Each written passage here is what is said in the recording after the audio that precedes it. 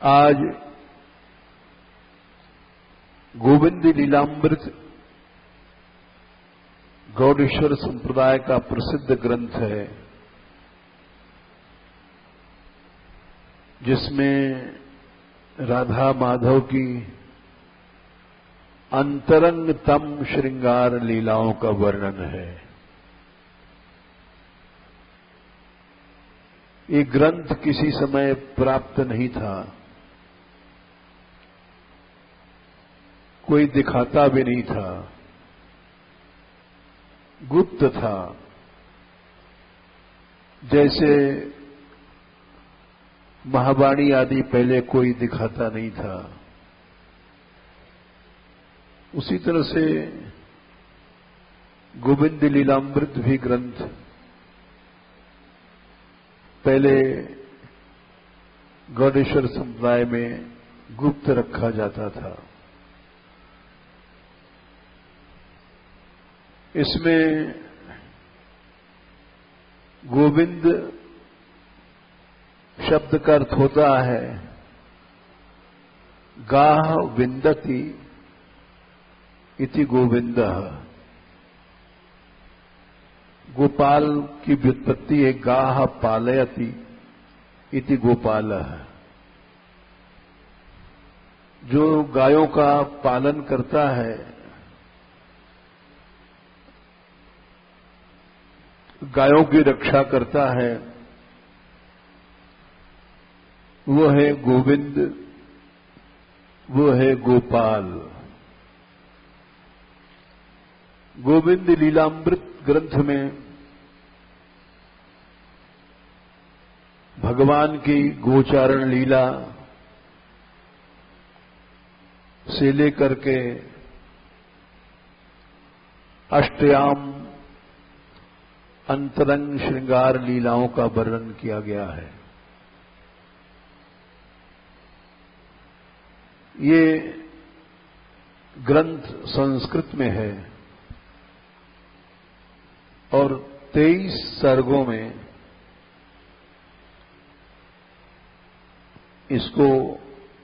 इस ग्रंथ का वर्णन किया गया है। शुरू के सर्गों में इन लीलाओं को ब्रज लीला में ब्रज के रसिकों ने भी गाया है। सब रस सब जगह है और अपने अपने संप्रदाय का महत्व बढ़ाने के लिए सभी लोग उसको गुप्त या बड़ी अतिशयोक्ति से वर्णन करते हैं।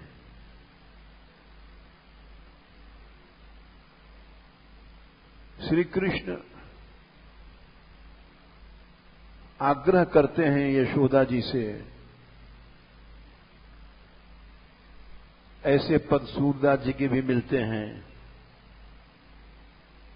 मैया हों गाय चरावन जई हों। अब मैं बड़ा हो गया हूं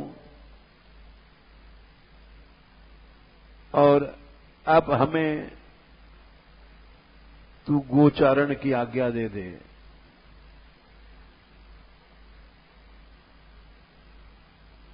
काहू ते न डरई हों। बाल कृष्ण मां से आग्रह करते हैं,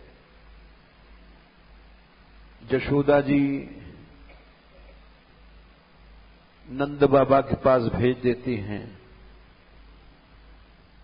कि जा तू नंद बाबा से आज्ञा लिया। नंद बाबा के पास जाते हैं श्री कृष्ण और बहुत आग्रह करते हैं।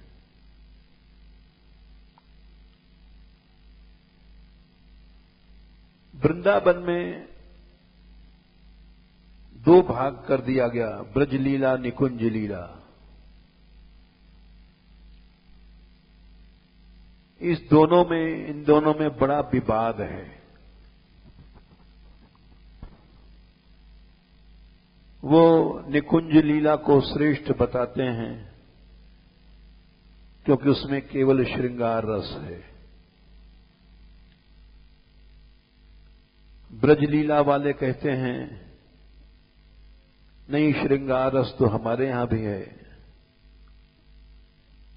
लेकिन सावर्ण श्रृंगार है, आवरण के सहित है। इस तरह से दोनों में बड़ा मतभेद है। सावर्ण से मतलब है कि जैसे घर में, परिवार में माता पिता, इनका पर्दा भी रहता है और ये इनके रहते श्रृंगार रस संकुचित होता है लज्जाशील आदि के कारण से,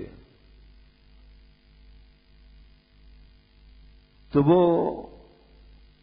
वो भी एक बहुत सुंदर लीला है। लज्जा कैसे छोड़ के नायिका मिलती है, तो वो अपने रस को श्रेष्ठ मानते हैं। जो केवल श्रृंगार लेके चलते हैं, दूरे नंद यशोदा सुहृद मंडली, नंद यशोदा आदि सबको दूर कर देते हैं और केवल श्रृंगार रस लेके चलते हैं, तो ये मत है वृंदावन में विशेष करके, बाहर तो नहीं है, गौड़ेश्वर संप्रदाय में भी नहीं है, वल्लभ कुल में इसका खंडन किया गया है। कुंभनदास जी श्रृंगार रस के रसिक थे, वो कभी गोकुल भी नहीं गए, महावन भी नहीं गए और बाल लीला उन्होंने नहीं गाई। चतुर्भुज स्वामी उनके लड़के थे। ये सब सूक्ष्म बातें हैं जिनका ज्ञान सबको नहीं है। चतुर्भुज स्वामी ने गोस्वामी विट्ठलनाथ जी से ये प्रश्न किया। गोस्वामी विट्ठलनाथ जी कृष्ण के अवतार माने जाते हैं कि जय जय, ये दोनों में भेद क्यों है? दोनों ही कृष्ण उपासक हैं। बोले हमारे पिता कुंभनदास जी, उन्होंने भी हमसे कहा तू प्रमाण लीला में क्यों चला गया, प्रमेय लीला में चल, यानी केवल श्रृंगार, उसको प्रमेय लीला कहते हैं। ब्रज लीला को प्रमाण लीला। गोस्वामी जी ने बड़ा सुंदर उत्तर दिया, दोनों में भेद हो ही नहीं सकता है। ठाकुर तो एक ही है, ठाकुर 10-20 नहीं है। रुचि भेद है। रुचि भेद से अपनी अपनी लीला आसक्ति अलग अलग हो जाती है। और तुम्हारे पिताजी कुंभनदास जी वो श्रृंगार रस के उपासक हैं। उनकी रुचि केवल श्रृंगार की है और अपनी अपनी रुचि के भेद से रस का भेद हो जाता है। इसका प्रमाण भागवत में भी दिया गया है। जैसे कपिल भगवान ने अपनी मां को जब उपदेश दिया, 3 स्कंद के 29वें अध्याय में, माताजी भक्ति योगो बहुविधो भावैर्भामिनी भावतः स्वभाव गुण मार्गेण पुंसाम भावो विविध्यते। भगवान कपिल देव ने भक्ति के 4 भेद बताए, सात्विक, राजस, तामस और चौथी गुणातीत निर्गुणा भक्ति। फिर उन्होंने कहा कि हे भामिनी, भक्ति के अनेक भेद हो जाते हैं, इसमें आश्चर्य नहीं करना चाहिए। भक्ति योगो बहुविध हो, केवल 4 ही नहीं है, जाने कितने भेद हैं। भावैर भामिनी भाव्यते, बोले क्योंकि स्वभाव गुण मार्गेण पुंसाम भावो विविध्यते। भाव अलग अलग हैं हर प्राणी के, अनादिकाल से सबके अलग अलग स्वभाव हैं, अलग अलग कर्म हैं, अलग अलग गुण हैं। इसलिए भावनाएं भी अनेक प्रकार की चली आ रही हैं, इसमें आश्चर्य नहीं करना चाहिए।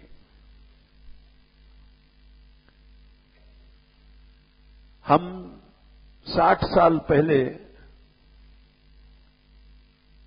जब चित्रकूट के जंगलों में घूम रहे थे तो वहां सुना था, उधर अब भी जंगल है, शरभंगा, सुतीक्ष्ण, इन इलाकों में घूम रहे थे तो वहां ऐसा सुना गया था कि एक रसिक हुए थे जिनके पास एक टूटी सी कंघी थी,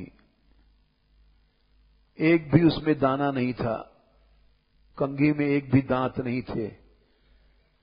जाने कितने साल से श्रृंगार रस की उपासना में अपने जटाओं को झाड़ते थे, बेड़ी गूंथने के भाव से, सखी भाव से, और वो इसी तरह से सिद्धि को प्राप्त हुए। वो कंघी उनकी कभी भी उनके हाथ से छूटी नहीं। वो हमेशा अपनी जटाओं को भावना से कंघी किया करते थे, श्रृंगार रस के उपासक थे। तो वृंदावन में भी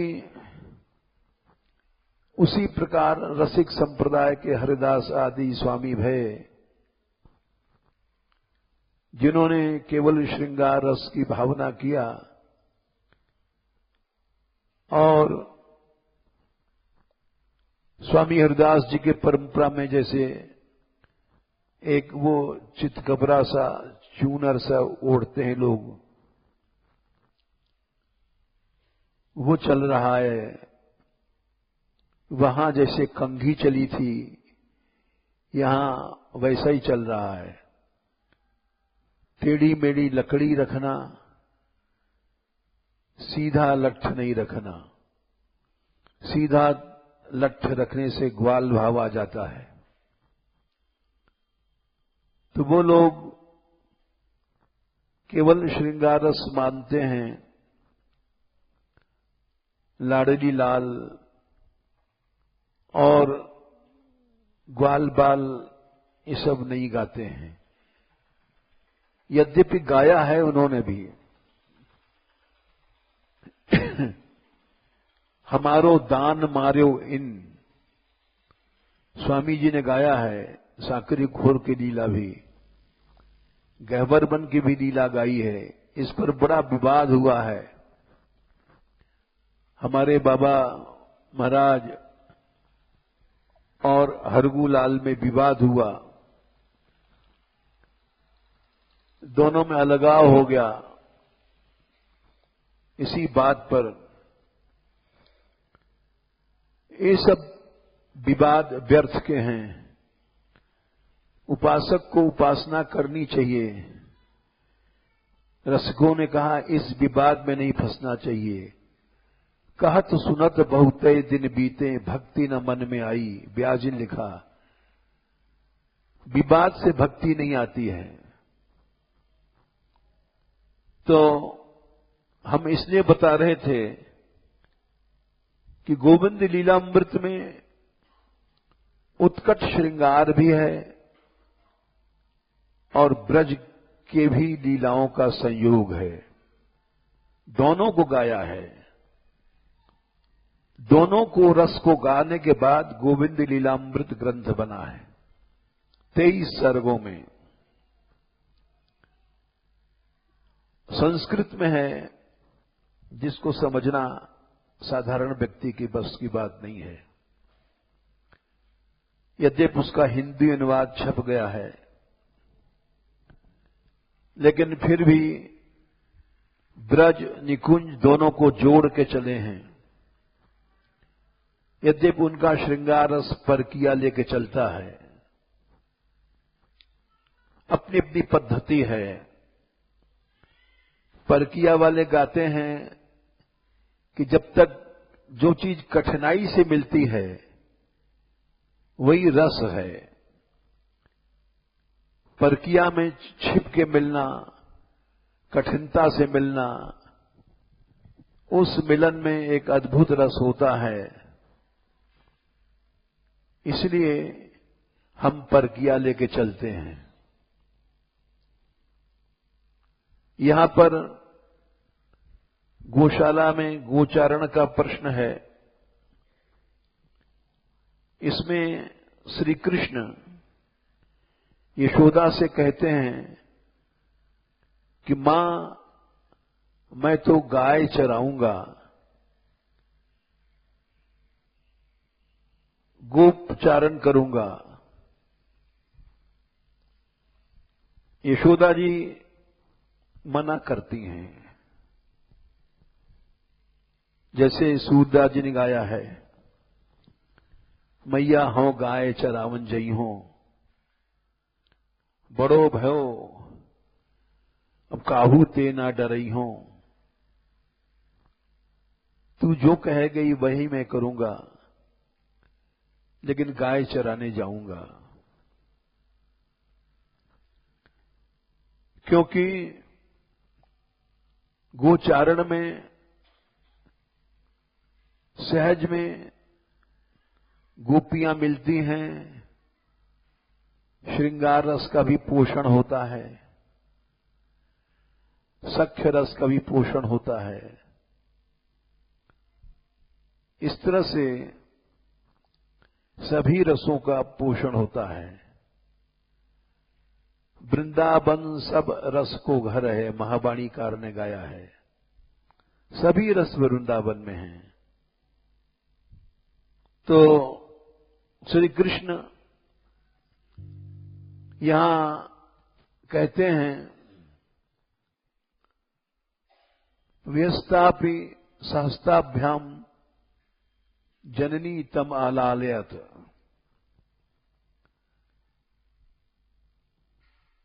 श्री कृष्ण को अपने हाथों से यशोदा पकड़ करके सहलाती हैं, समझाती हैं प्रेम से और कहती हैं शतशः संति में गोपाः निपुणाः पालने गवाम। अरे गोपाल, हमारे यहां हजारों ग्वाल बाल हैं, बड़े चतुर हैं। गोपालन भी बुद्धि की कुशलता चाहिए। कैसे गाय को क्या आवश्यकता है, कैसे बीमारी है, क्या प्यासी है, क्या खाएगी, गर्भिणी है कि नहीं है, उसको क्या भोजन देना है, उठ रही है कि नहीं उठ रही है, तो ये सब चतुर ग्वाल बाल लोग जानते हैं। गोपालन साधारण बुद्धि का काम नहीं है। यशोदा जी कहती हैं शतशः संति में गोपाः निपुणा पालने गवाम। बेटा, गोपालन भोटी अकल के लोग नहीं कर सकते हैं। गोपालन तो बहुत चतुर लोग कर सकते हैं। और तू जिद करता है पालयामि स्वयं इति वत्स कोयम दुराग्रह, कि मैं स्वयं जाऊंगा गोचारण करने। ये तेरा हठ क्यों है? बालोपी मृदस्तत्र विमुक्त क्षत्र पादुका। कृष्ण कहते हैं कि मां विमुक्त क्षत्र पादुका, कोई छत्री नहीं रखता है। पादुका मने तेरे पास पनैया नहीं है। जंगल में जाएगा, धूप लगेगी और पांव में कंकड़ चुभेंगे। गायें तो चाहे जहां चली जाती हैं, उनके पीछे तू भी जाएगा, कांटों में चली जाएंगी, कंकड़ों में चली जाएंगी। मैं तुझे कैसे भेज दूं? क्योंकि तेरे पास विमुक्त छत्र पादुका, छाता रखता नहीं है, पनैया रखता नहीं है। और दिनम भ्रमसि कांतारे जीविताम पितरौ कथाम। जंगल में बहुत भय हैं, कंस के असुर आते हैं और तू अकेले जंगलों में जाएगा, हम कैसे जीवित रहेंगे? ऐसा ही हुआ था काली दह में, जब श्री कृष्ण कूदे थे तो यशोदा नंद जमुना में कूदने जा रहे थे।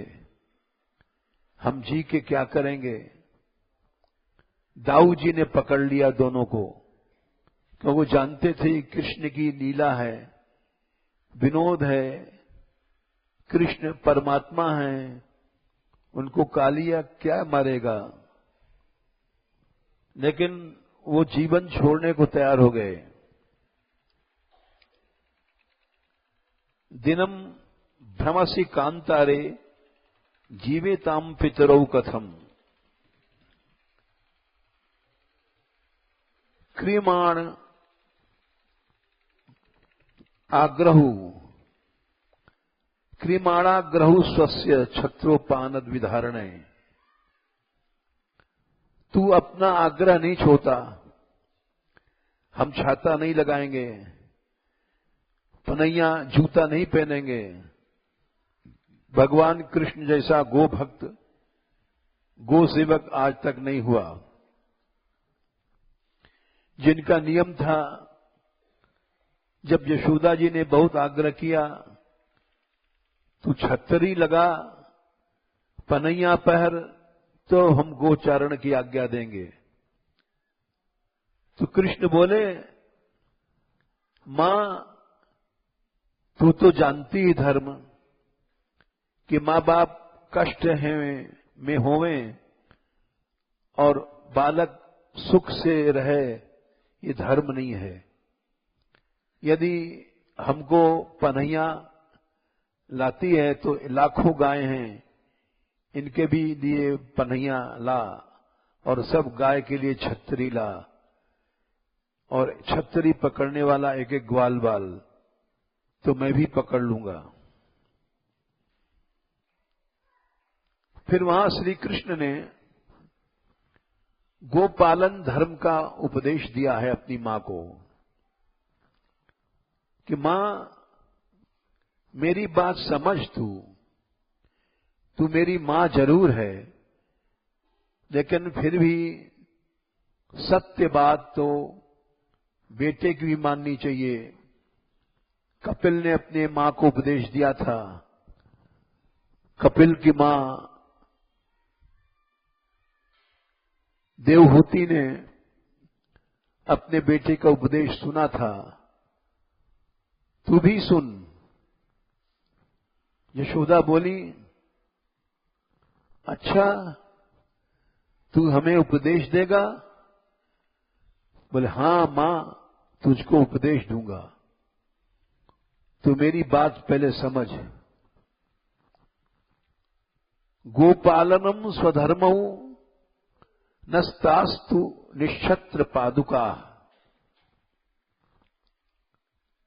गोपालन हमारा धर्म है, हमारी तपस्या है, और हम लोग छाता और पादुका नहीं पहनेंगे, तभी वो धर्म बनेगा। क्योंकि भगवान ने कहा है, ये 3 चीजों का जोड़ा है।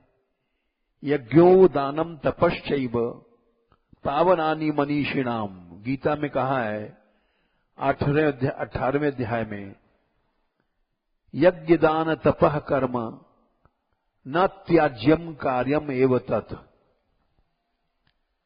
यज्ञ माने भजन, ये गोसेवा यज्ञ है। दान और तप, इन तीनों का जोड़ा है। न त्याज्यम, ये छोड़ना नहीं चाहिए, इन तीनों को और करना चाहिए। यज्ञो दानम तपश्चैव पावनानि मनीषिणाम। मनीषी कहते हैं सिद्ध पुरुष को। मनसः ईशा मनीषा। मनीषा माने बुद्धि। इसमें टी का लोप हो जाता है। शकंद्वादीषु पररुचम वाच्यम, और मनस ईशा में अस पूरा पररूप हो जाता है और मनीषा बनता है। तो मनीषा और मनीषी कौन है? मनीषा अस्यास्ति इति मनीषी। उसी इन्हीं प्रत्यय करके मनीषी बनता है, जिसकी बुद्धि अपने सदा कंट्रोल में है, कभी गिरती नहीं है, न काम से, न क्रोध से, न लोभ से, न मोह से। उसको मनीषी कहते हैं।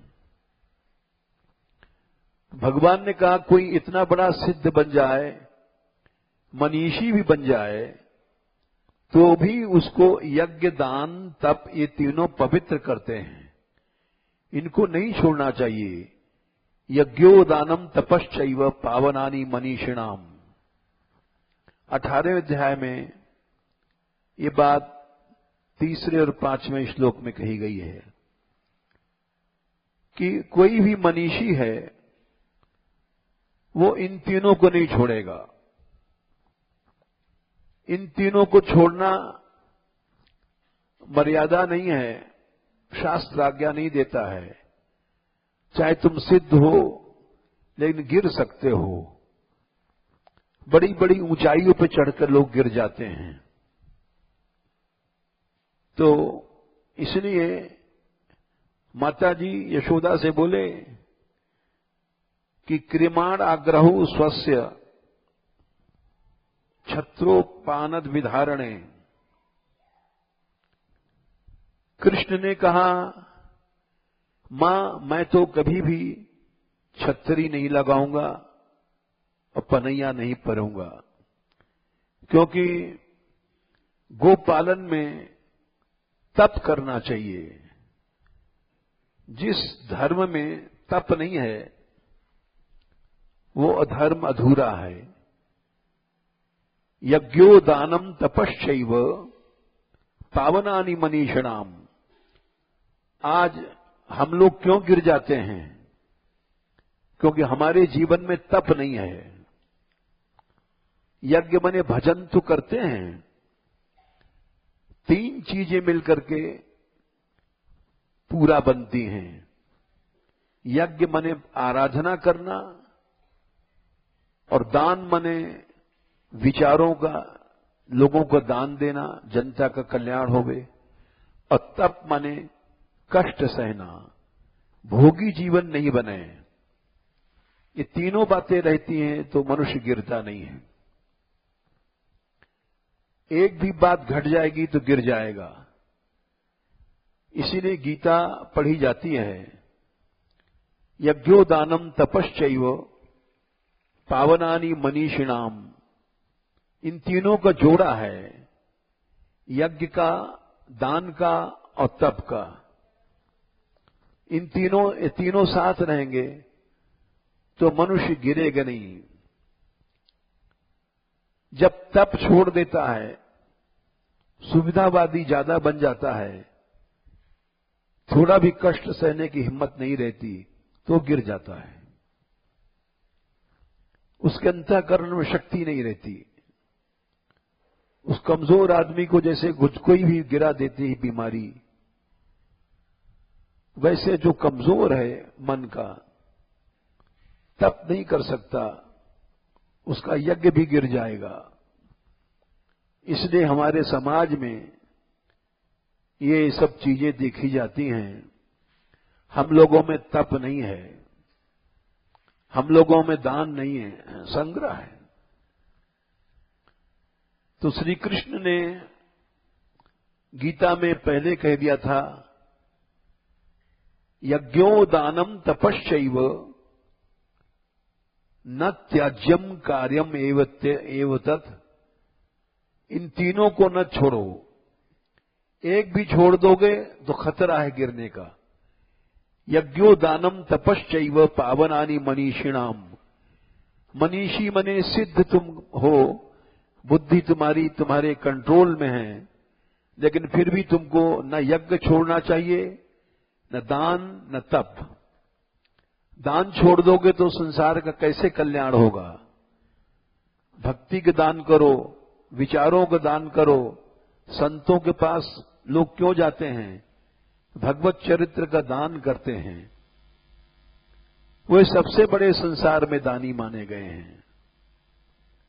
गोपियों ने स्वयं कहा है कि इस संसार में अमृत क्या है? भगवान की कथा। तव कथामृतम् तप्त जीवनम्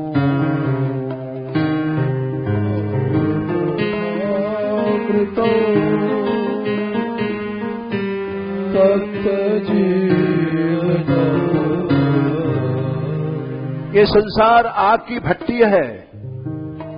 इस आग की भट्टी में भी अमृत मिलता है, भगवान की कथा।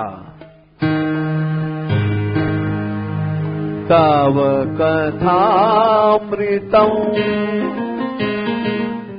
तप्त जीवनम् कथामृतम्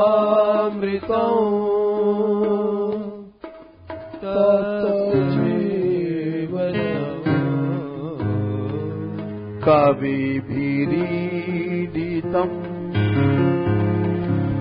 कल्मषापहम्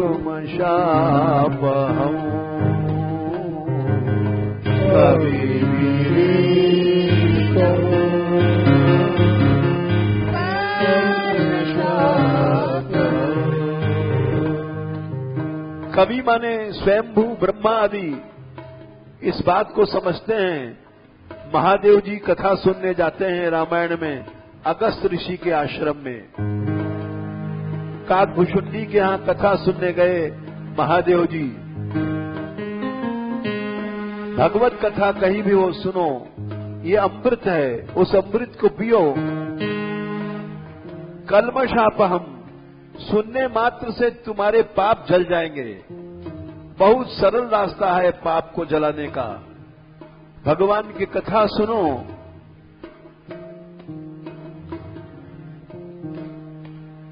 कवि भीरीडितं कर्मशापहम्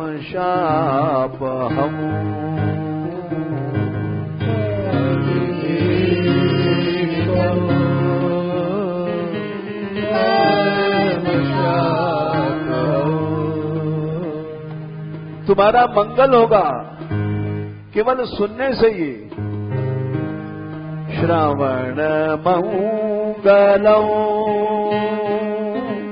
श्रीमदाततम् श्रवण मंगलम् श्रीमदाततम्।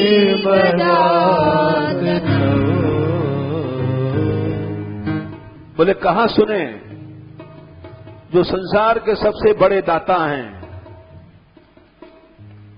भुवि गृह्णन्ति ते भूरिदा जना। भुवि गृह्णन्ति ते भूरिदा जना। जो लोग भगवान की कथा निःशुल्क देते हैं वे भूरिद माने संसार के सबसे बड़े दाता हैं। उनके पास चले जाओ और वहां कथा को सुनो। वे संसार के सबसे बड़े दाता हैं। ऐसे ऐसे दाता हैं जो करोड़ों रुपए थोड़ी देर में फूंक देते हैं। हमारे यहां बुद्ध देव स्वामी थे, मानगढ़ में रहते थे, 40 साल पुरानी बात है। वो प्रयाग के कुंभ में गए थे तो कोई इंग्लैंड का व्यापारी आया था। उसने समष्टि भोजन में हर साधु को शाल, एक कमंडल और बहुत सामान दिया था। एक एक साधु को कम से कम कई कई हजार का सामान।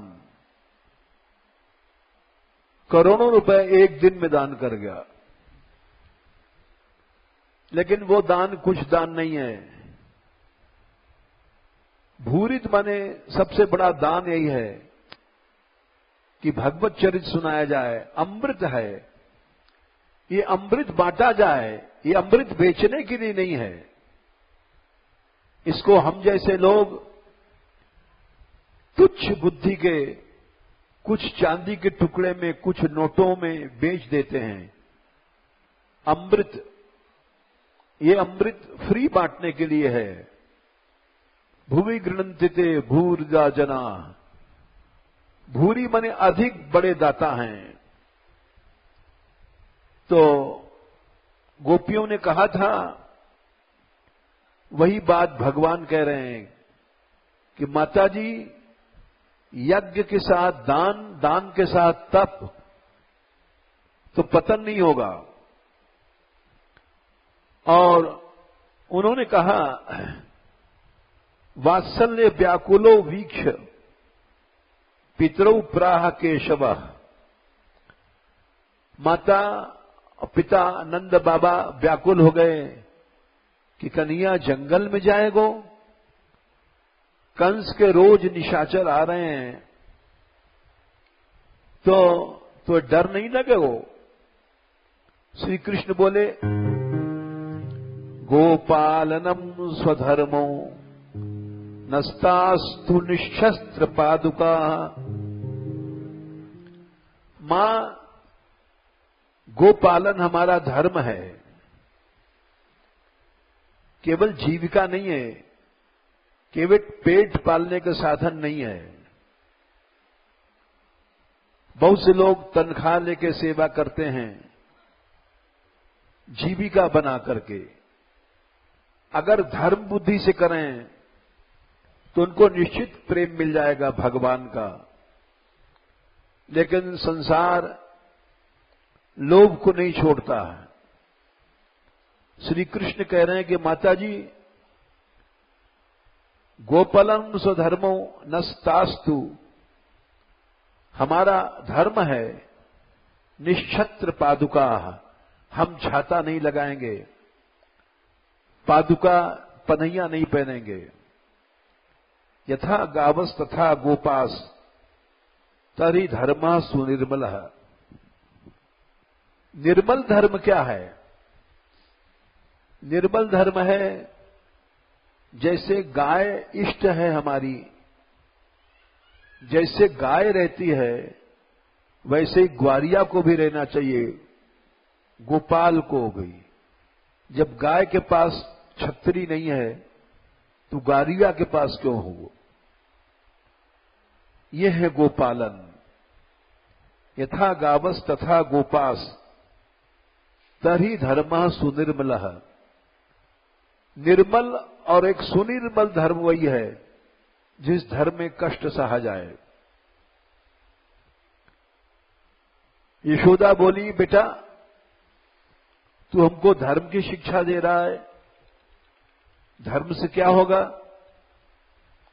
बोले, माताजी सुनो, धर्माद आयुर यशो वृद्धिर धर्मो रक्षति रक्षितः। इस संसार में प्रसिद्ध हुआ धर्मो रक्षति रक्षितः, यही का वाक्य है। तुम धर्म की रक्षा करोगे तो धर्म तुम्हारी रक्षा करेगा। मृत्यु में, बीमारी में, संकट में माता पिता रक्षा नहीं कर सकते, धर्म रक्षा करेगा तुम्हारा, यदि तुम धर्म की रक्षा करते हो तो। यथा गावस तथा गोपास तरही धर्मा सुनिर्मिला धर्माद आयुर यशो वृद्धिर।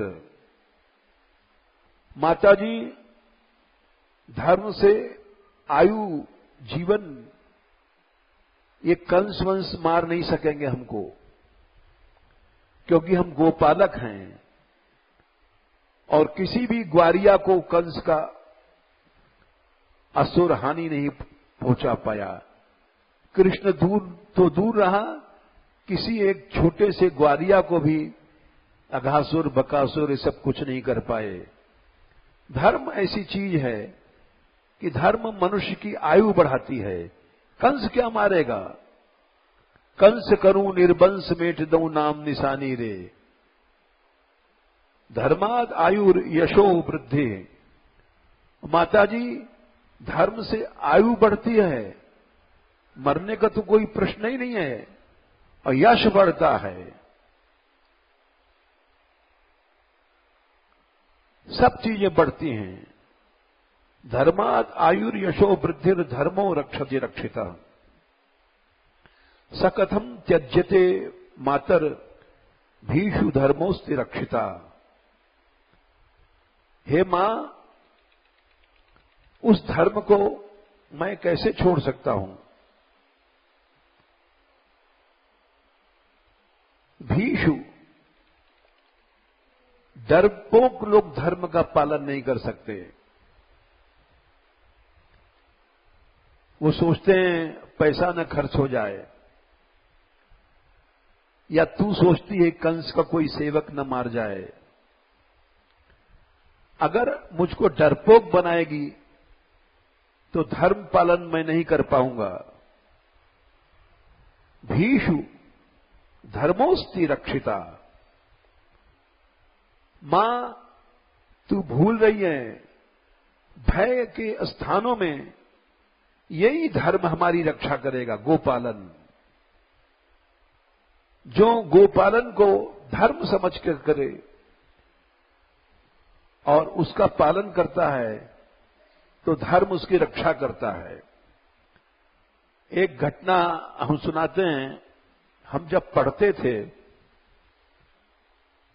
उस समय की घटना है। अंग्रेजों का राज्य था, बहुत छोटे थे। एक आदमी को फांसी का हुक्म दिया गया। फांसी में फंदा यहां लटका देते हैं और एक गड्ढे में इसको डाल देते हैं। सारा बोझ गले में आ जाता है और 2-3 मिनट में वो मर जाता है। उसको फांसी कहते थे। अंग्रेजों के समय में फांसी दी जाती थी। तो वो एक व्यक्ति को फांसी दी गई किसी अपराध में। उसने कुछ अपराध किया था और जब उसको ऊपर से लटकाया गया गड्ढे में, फंदा गले में फंसा करके झटका के साथ छोड़ते हैं तो गला घुट जाता है और वो आंखें निकल आती हैं, मर जाता है। 2-3 मिनट भी नहीं लगता क्योंकि गला यहां से घुटा और आंखें बाहर निकली और आदमी मरा। उसको फांसी कहते हैं। तो एक आदमी की जो फांसी दी गई थी, गड्ढे में ऊपर से फेंका गया। यहां गले में फंदा लगा करके और फंदा लगने के बाद जैसे कायदा है 1 मिनट 1.5 मिनट बाद उसको निकाल लेते हैं क्योंकि मर जाता है। ज्यादा समय नहीं लगता, लेकिन उसको निकाला गया तो वो तो हंस रहा था, आंखें खोल रहा था, बात कर रहा था। बड़ा आश्चर्य हुआ। जेलर को बुलाया गया। उस समय अंग्रेज लोग ऑफिसर होते थे और अंग्रेजों के समय में भी ये कानून था, अगर किसी व्यक्ति को फंदा डाला गया, नहीं मरा तो 1 बार और करो, 2 बार, फिर तीसरी बार भी अगर बच गया तो मत मारो, क्योंकि 1 बार में तो मर ही जाएगा, दूसरी बार में निश्चित मरेगा, तीसरी बार में तो बचने का कोई प्रश्न ही नहीं है। उसको झटके के साथ गड्ढे में डाला गया, कुएं में फंदा लगा करके, और 1-2 मिनट बाद उठाया गया, बाहर खींचा गया तो हंस रहा था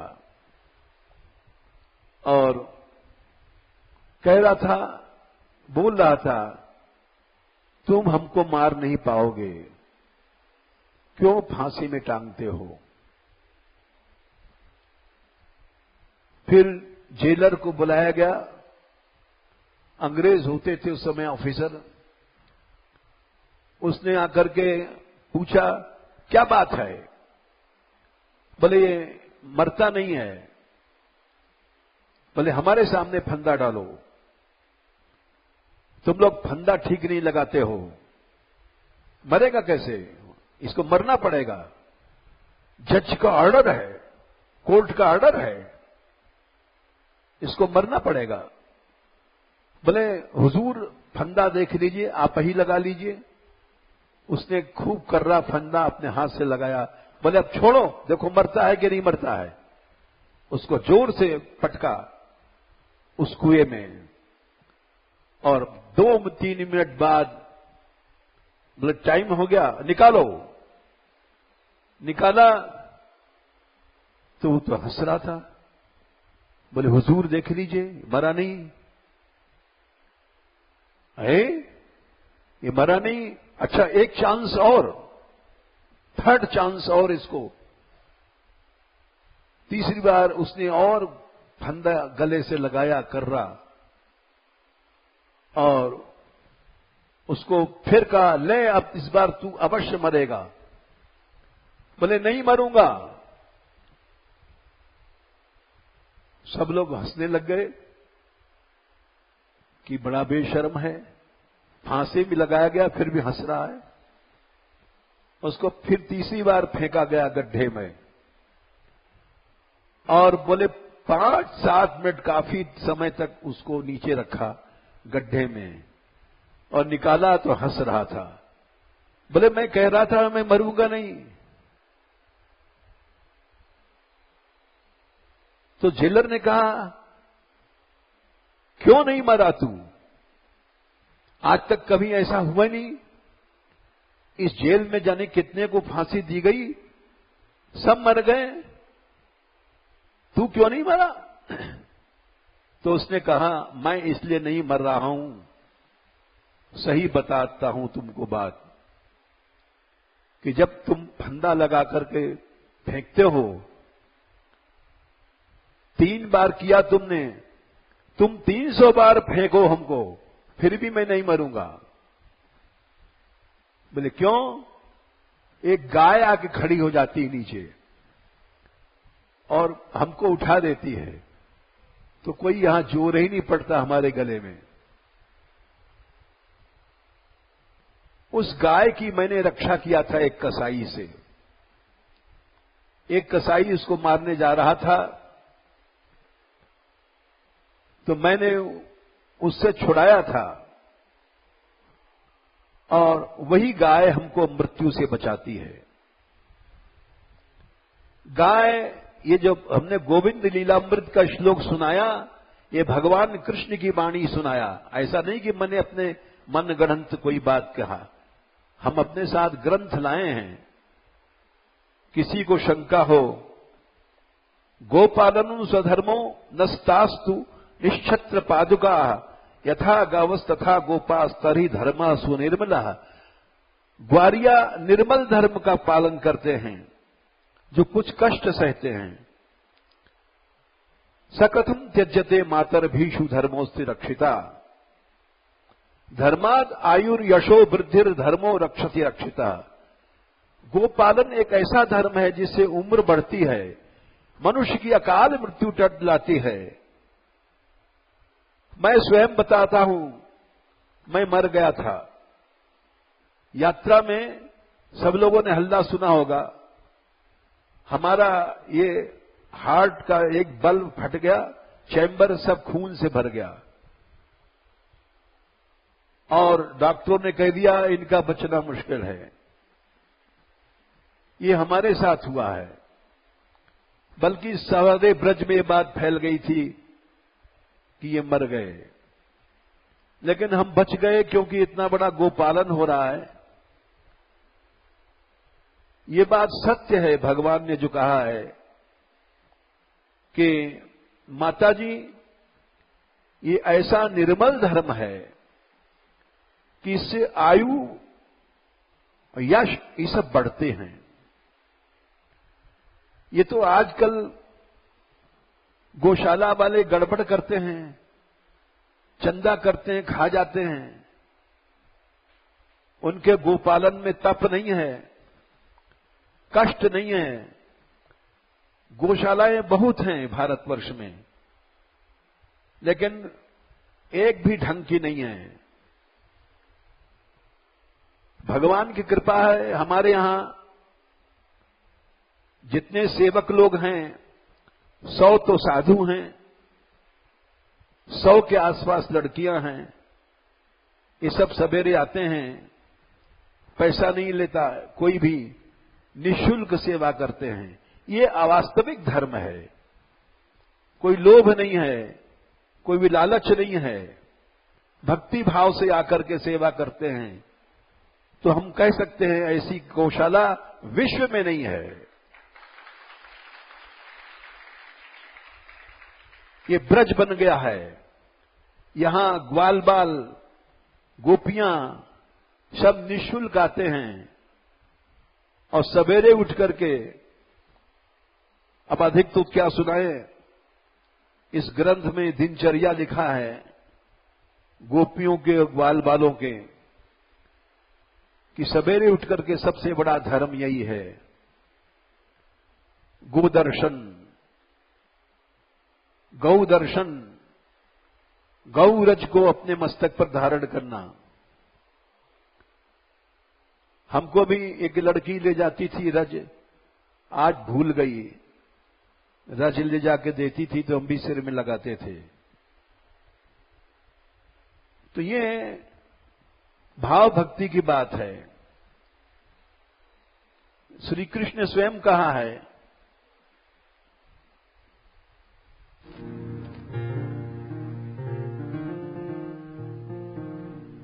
ये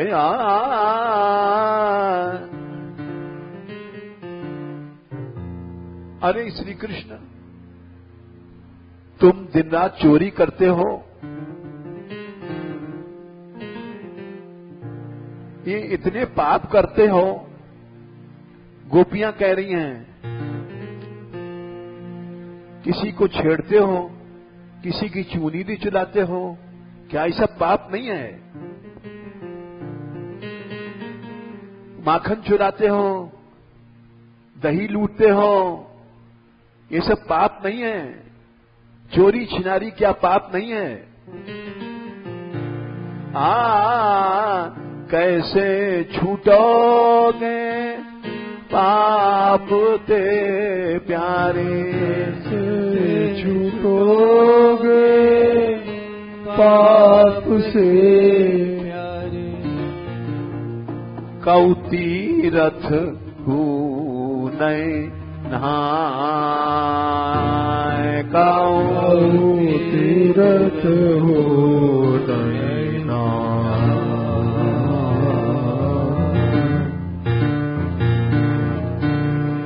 किसी तीर्थ में हमने तुमको नहाते नहीं देखा,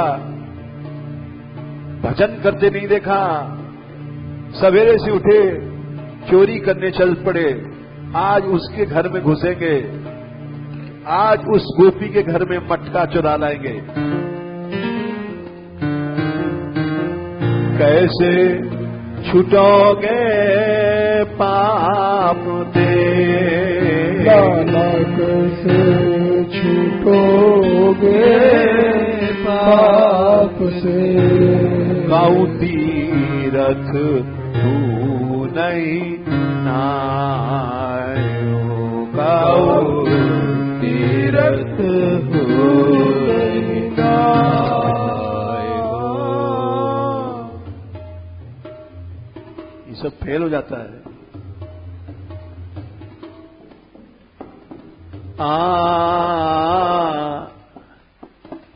श्री कृष्ण बोले, मैं तो इतना भजन करता हूं कि बड़े बड़े ऋषि भी नहीं भजन कर सकते।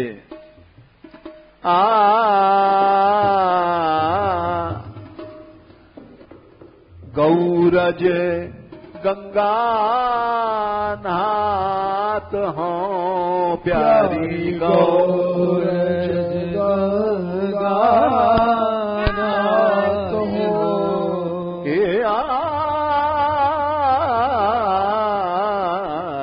गौरज गंगा नाथ हो प्यारी, गौरज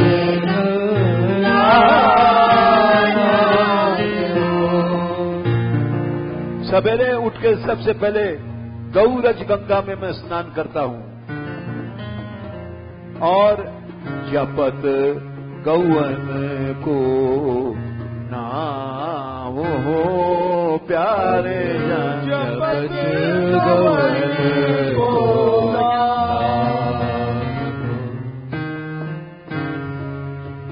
गैयाओं का नाम जपते हैं, अरी धौरी, ओ कारी, ओ धूमार। बोले ये बड़ा भजन है। जैसे भगवन नाम जपना संत लोग भगवान नाम जपते हैं, वैसे हम गैयाओं को नाम जपते हैं। ये कम भजन हमारा नहीं है। गौरज गंगा नाथ हो प्यारी गौरज गंगा नाथ हो, जपत गौवन को नाम हो प्यारी, जपत गौवन को नाम हो। परम पुनीत सदा रहो प्यारी, पवित्र सदा रहो। पाप तो हमको छू नहीं सकता है। जो गो भक्त है उसके पास पाप तो आ ही नहीं सकता है। वो 24 घंटे पवित्र है, हर समय गैया का दर्शन हो रहा है।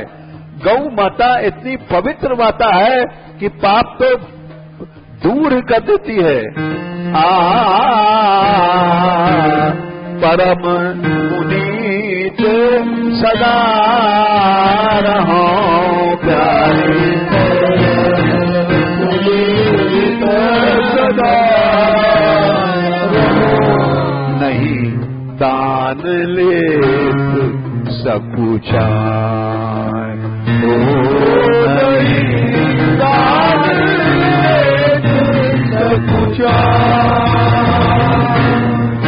वृषभानु लड़ती दान दे,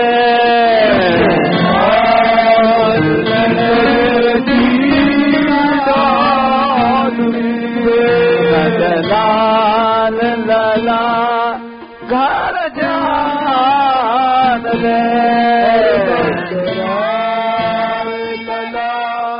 घर जान दे।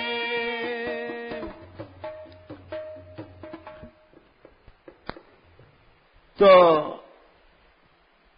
गोपियां चुप हो गईं, क्योंकि बात सही थी। गोपियां इतनी बड़ी गो भक्त थी कि जिस समय अरिष्टासुर को मारा था कृष्ण ने, वो बैल का रूप बनाकर आया था, बिजार, और बिजार का रूप बना के आया और अपने डील, इतना ऊंचा जो कंधे के ऊपर डील होता है, वो इतना ऊंचा था कि बादल फट जाते थे। असुर था, उसको डील कहते हैं, जो एक ऊंचा सा कंधे पर होता है, खूंटा जैसा, उसको ब्रज में डील कहते हैं। और वो इतना ऊंचा था कि बादलों को फाड़ देता था। असुर इतना बड़ा बैल का रूप बना के आया और पांवों के खुरों के चोट से ब्रज की भूमि कांपने लग गई और ऐसी गर्जना करता था, सारा ब्रज डर गया। अरिष्टासुर उसका नाम था। अरिष्ट आ गया ब्रज में, अनिष्ट आ गया। ये साक्षात असुर अनिष्ट है, अरिष्ट है, ये ब्रज को नष्ट कर देगा। ब्रजवासी गोपी गोल सब चिल्लाए, अरे कृष्ण रक्षा करो। कृष्ण पहुंच गए और उसके दोनों सींगों को पकड़ लिया। बाल कृष्ण ने, और भागवत में विस्तार से कथा है, और उसको मारा। उसको दोनों सींग उखाड़ लिए, बड़े बड़े सींग थे, और सींग से ही उनको मारा। तो गोपियों ने कहा, इतनी भक्त थी गोपियां कि अब तुम्हारे हाथ का पानी नहीं पिएंगे। बोले क्यों? तुमने अरिष्टासुर को मारा। बोले वो तो असुर था, असुर भले था, लेकिन रूप तो उसका विचार का था, गोवंश का था, इसलिए तुमको गो हत्या लग गई। सब गोपियों ने कहा इनको कृष्ण को मत छुओ, इनको इनका हाथ का पानी पीना बंद, इनको गोहत्या लग गई है। यद्यप कृष्ण ने बहुत कहा कि हमने तो ब्रज का कल्याण किया, नहीं मारते तो सारे ब्रज को नष्ट कर देता, लेकिन गोपियां नहीं मानी, गोभक्त थी, इसीलिए इस उत्तर से चुप हो गई कि नहीं दान ले सक जाएं। हम दान में चोरी का हमको पाप नहीं लगता है, क्योंकि हम गौ का रज गंगा में स्नान करते हैं, गौओं का नाम जपते हैं। तो हर गोपी चुप हो गई, इसका उत्तर नहीं था उनके पास, इतनी गोभक्त थी गोपियां। फिर उन्होंने, श्री कृष्ण ने सोचा कि भाई ये ब्रजवासी हैं, गोभक्त हैं, इनकी निष्ठा का सम्मान हमको करना चाहिए। बोले अच्छा गोपियों, तुम बताओ मैं कौन सा धर्म करूं कि जैसे ये गो हत्या तुम दूर हो जाए तुम्हारी दृष्टि में। हमारी दृष्टि में तो हमने असुर मारा है, लेकिन तुम्हारे संतोष के लिए हम क्या करें। बड़ी विस्तार की लीला है, हम तो थोड़े में सुना रहे हैं। गोपियों ने कहा तीर्थ में स्नान करो, तीर्थों में स्नान करने से पाप नष्ट होते हैं। उनका अच्छा तो मैं तीर्थ यात्रा करने जाऊं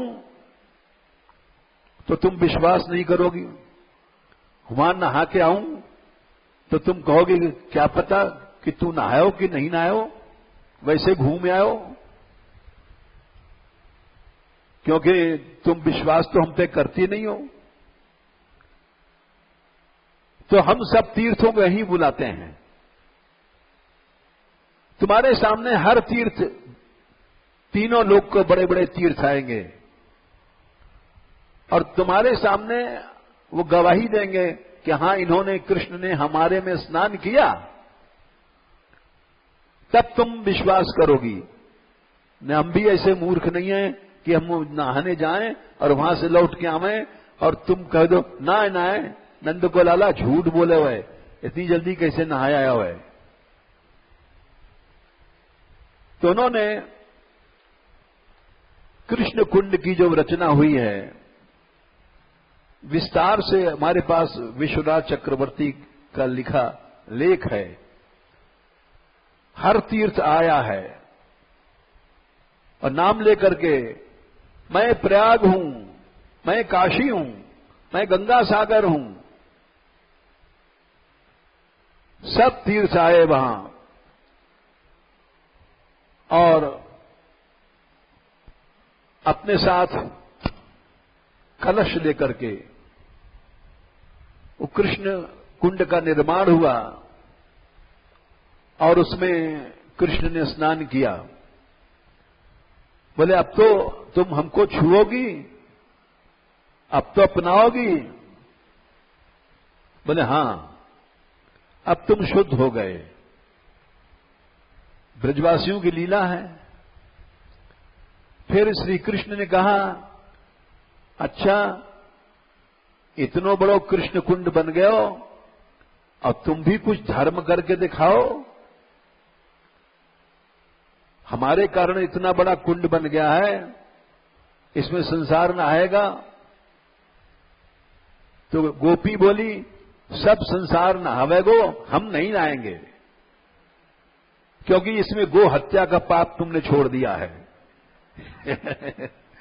हम तो तुम्हारे कृष्ण कुंड में पांव भी नहीं रखेंगे। तो कृष्ण बोले, अरे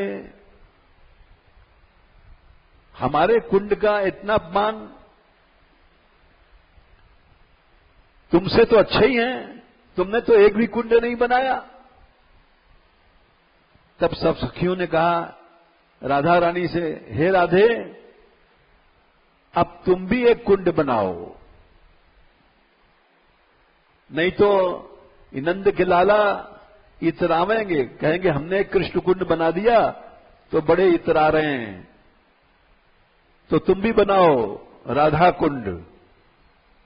तो श्री जी ने अपने कंकण से एक प्रहार किया, तो राधा कुंड के भीतर एक कंकण कुंड है छोटा सा, वो कंकण कुंड बना। कंकण कुंड राधा कुंड का मूल है। और फिर राधा कुंड को लाखों गोपियों ने मानसी गंगा के जल से भर दिया, तो विशाल राधा कुंड बन गया। और फिर श्री कृष्ण बोले, हे राधे, हमारे बनाए कृष्ण कुंड का अपमान हो रहा है, तुम्हारे सामने हो रहा है। ये गोपियां कह रही हैं कि हम नहाएंगे नहीं, तो तुम ऐसी दया करो दोनों कुंड एक हो जाएं। तो श्री जी ने अपने पांव की ठोकर से भीतर की दीवार तोड़ दिया और दोनों राधा कुंड कृष्ण कुंड एक हो गए।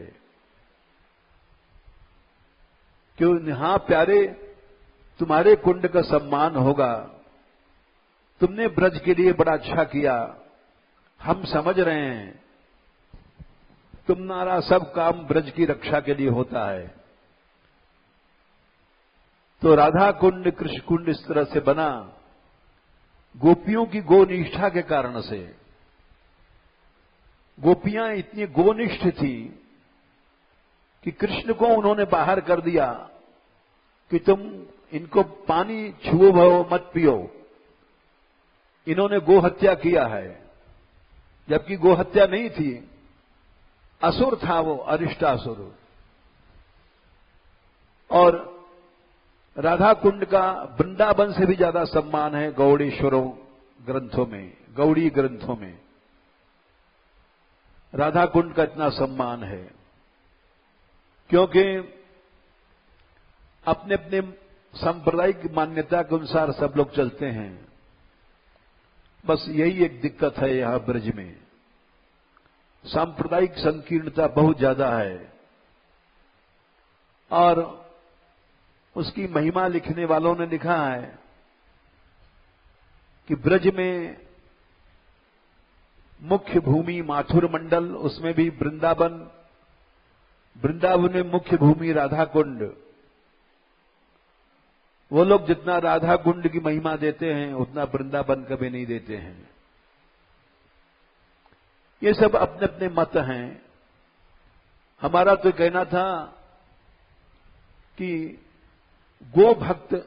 गोभक्ति इतनी थी ब्रजवासियों में, इसलिए ब्रज में कोई भी असुर सफल नहीं हुआ। और ये बात हम प्रमाण से सुनाएंगे अगले इतवार को, क्योंकि समय हो गया, 6:30 हो गए। गर्ग संहिता का प्रमाण है, कोई भी असुर यहां सफल नहीं भया। ब्रजवासियों में ऐसी गोभक्ति थी। और आज भी बोर्ड टंगा हुआ है। सवेरे हम जा रहे थे माताजी गौशाला, 5 साल मुश्किल से हुए हैं। 5 साल में विश्व की सबसे बड़ी गौशाला बन गई।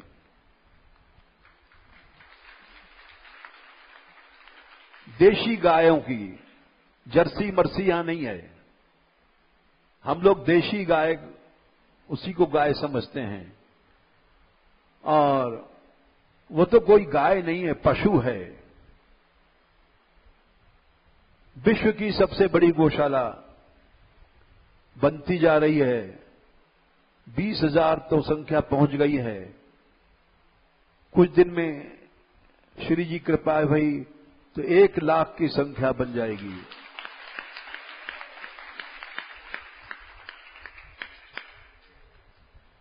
जिस गति से ये बढ़ रही है, ये उनकी कृपा ही बढ़ा रही है। जो गौशालाएं 100-100, 200 साल पुरानी हैं, गोकुल की गौशाला सैकड़ों साल पुरानी है। रमण रेती की गौशाला 100 साल से ज्यादा हो गए। उन सब से ये माताजी गौशाला छोटी सी 5 साल की उम्र है इसकी, ये 5 साल की बच्ची है और सबसे आगे चली गई। क्यों? इसका कारण यहां जो ये लोग सेवा करते हैं सवेरे आकर के भाव से, जहां भाव है वहां भक्ति है, जहां भक्ति है वहां भगवान है। इसलिए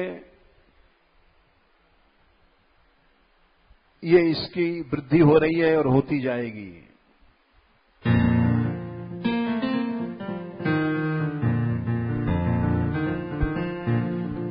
जय गोपाल जय गोपाल, जय राधावर दीन दयाल। जय गोपाल जय गोपाल, जय राधावर दीन दयाल। जय गोपाल जय गोपाल, जय राधावर दीन दयाल। जय गोपाल जय गोपाल, जय राधावर दीन दयाल। जय राधावर दीन दयाल। जय राधावर दीन दयाल। जय राधे जय राधे, जय करुणामय श्री राधे। जय राधे जय राधे, जय करुणामय श्री राधे। जय करुणामय श्री राधे। जय करुणामय श्री राधे। एक बात और कह दें, ये इतनी जल्दी क्यों बढ़ी है? वो जो हमने घटना सुनाई थी, गाय ने जो फांसी वाले को बचाया था, जब फांसी के फंदा दिया गया तो खड़ी हो जाती थी नीचे, उसके पांव के नीचे, और वो उठा देती थी, क्योंकि उस गाय को उसने कसाई से छुड़ाया था, रक्षा किया था। आज भी गाय की पूंछ पकड़ करके लोग भवसागर पार करने की बात कहते हैं। गाय भवसागर से पार कर देती है। ये गौशाला भी, ये जितनी गायें आई हैं, ये कसाईयों से बचा करके जो लोग छुड़ाए के लाए, वो गायें हैं यहां पर। इसलिए उनका आशीर्वाद है। जो अनाथ हैं, गायें हैं, जिनका कोई नहीं, सारे ब्रज में हर गांव से लोग जान गए हैं, कोई भी गाय अनाथ है वो स्वयं पहुंचा जाते हैं, तो उनका आशीर्वाद लगता है। ये खरीदी नहीं गई हैं, खुद दूध के लिए और पालन पोषण के लिए 2-4 खरीदी गई, वो अलग बात है। वैसे खरीदी गई कोई नहीं है, सब आशीर्वाद मिल रहा है। वो आती हैं यहां पर, उनकी रक्षा होती है और उनकी सेवा होती है, तो आशीर्वाद देती हैं। उस आशीर्वाद से बढ़ रही है और देखते जाना ये बढ़ती जाएगी। तुम लोग देख लेना। जय श्री राधे।